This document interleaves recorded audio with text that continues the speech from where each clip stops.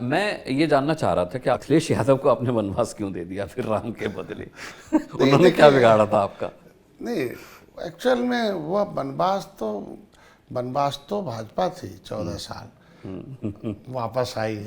वो तो दुख देने वाले, क्योंकि उनके जितने साथी थे जो सलाहकार थे वो वही हैं। क्योंकि सलाहकार सुख देता, सलाहकार सत्ता देता है। अगर कृष्ण जैसे सलाहकार जब थे पांडव के पास, तब जाकर जो है महाभारत जीते थे। और शकुनी मामा जैसे सलाहकार थे, इसलिए कौरव हार गए। तो उनके जो सलाहकार हैं, इधर तो मामा नहीं है, चाचा है शायद। आज के दिन नहीं, तब चाचा नहीं थे। तब चाचा रहे होते तो शायद आज वो वनवास नहीं होते। तब 2018 में हम लोग आए थे। 2017 में सपा बसपा लगभग ख़त्म हो गई थी जो इनकी करनी थी।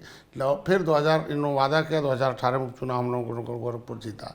और लेकिन फिर ये लोग उसी भाई सलाहकार जैसे रहेंगे वैसे ही आगे राजा जी वैसे ही तो चलेंगे। हो गए। तो अब सलाहकार ऐसे थे कि ऐसा चले रहा कि हमें योगी जी ने गले लगाया, मैं जैसे इधर आ गया तो ये पता चला कि इनको ये लगा कि सब लोग हमारे हैं।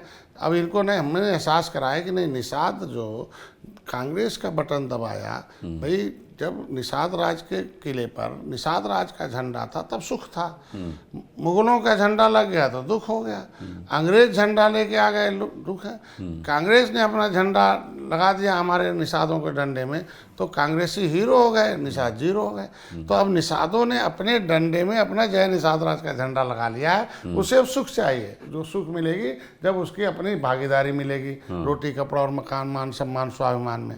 तो इसके लिए इसने निषाद पार्टी खड़ा और बड़ा किया है। वो चाहता है कि दुख का राज खत्म हो जाए, सुख का राज आए। तो अगर आप पिछड़ों की राजनीति करते हैं, आप दलितों की राजनीति करते हैं, तो सही माने में उनके लिए व्यवस्था तभी होगा जब आप सबको भागीदारी देंगे और सदन में कानून बनाएंगे।